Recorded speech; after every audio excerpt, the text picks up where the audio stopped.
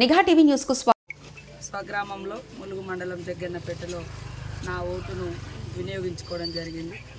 రాష్ట్ర వ్యాప్తంగా ఉన్నటువంటి ప్రజలు కూడా మరి ఓటు వేయాల్సినటువంటి బాధ్యత కనీస హక్కుగా కూడా మనకు రాజ్యాంగం ఇచ్చింది. కాబట్టి ప్రతి ఒక్కరు కూడా ఓటు హక్కును వినియోగించుకోవాలని పేరున కోరుకుంటా ఉన్నాం. ఈరోజు దేశంలో కానీ రాష్ట్రంలో కానీ ప్రజల మధ్య విభజన రేఖలు, విద్వేషపు రాజకీయాలు వచ్చిన తర్వాత మనుషులను సాటి మనుషులుగా ప్రేమించుకోలేని సిచ్యువేషను, గౌరవించుకోలేని పరిస్థితి కల్పించబడ్డది. ఒకప్పుడు మధ్యయుగాల నాటి మరి విభజన రేఖలు మళ్ళీ ఇన్నాళ్లకు ఈ ప్రజాస్వామిక దేశంలో మరి ఓటు బ్యాంకు కోసం సృష్టించబడుతున్నాయి.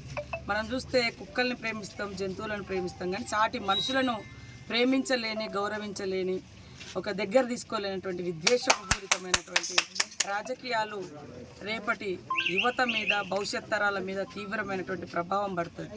కాబట్టి మా రాహుల్ గాంధీ గారు గత కొంతకాలంగా ఈ దేశాన్ని ఐక్యత ఉంచాలి, అందరూ కలిసిమెలిసి ఉండాలని భారత్ జోడో యాత్ర నిర్వహించడం జరిగింది.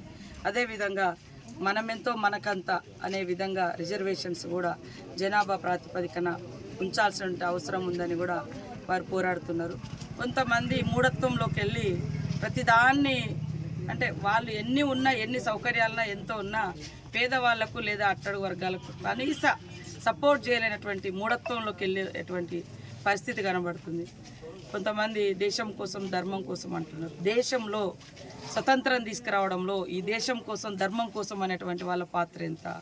ఈ దేశంలో ఈ దేశం కోసం వారు చేసింది ఏంటిది?